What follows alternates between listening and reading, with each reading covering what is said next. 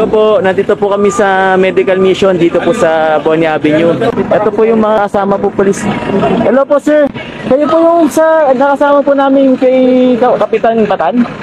Oo, kanina. Ay, maraming salamat sir. Opo sir. Security Police Assistance.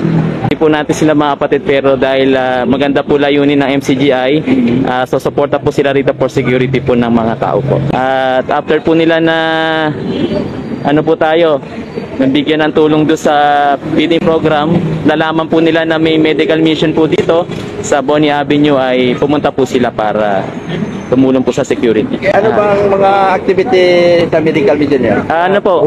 Kompleto po yan sir. May bunot, may dental, may optal, may medical.